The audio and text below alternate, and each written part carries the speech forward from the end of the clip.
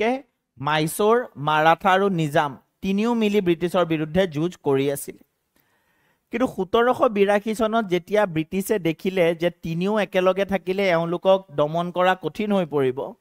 তেতিয়া ব্ৰিটিছে মাৰাঠাসকলৰ লগত বুজাবুজি কৰি মাৰাঠাসকলক হায়দৰ আলীৰ পৰা আঁতৰ কৰি পেলালে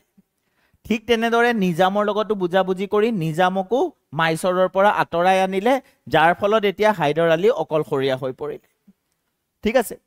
1782 চনত হায়দৰ আলীৰ মৃত্যু হয় কেঞ্চাৰ হৈ আছিলে কেঞ্চাৰৰ ফলত তেখেতৰ 1782 চনত মৃত্যু হয় আৰু হায়দৰ আলীৰ মৃত্যুৰ পাছত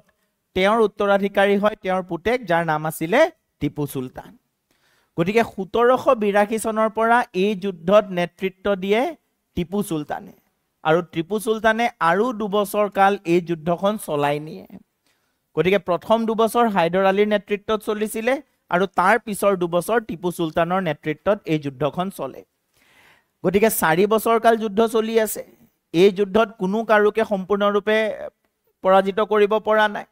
4 বছৰ কাল যেতিয়া এই যুদ্ধখন চলি থাকিল তাৰ ফলত দুয়ো পক্ষৰে যথেষ্ট ক্ষতি হ'ল আৰু সেই কাৰণে 1784 চনত দুয়ো পক্ষই নিজৰ মাজত বুজাবুজি কৰাৰ সিদ্ধান্ত ললে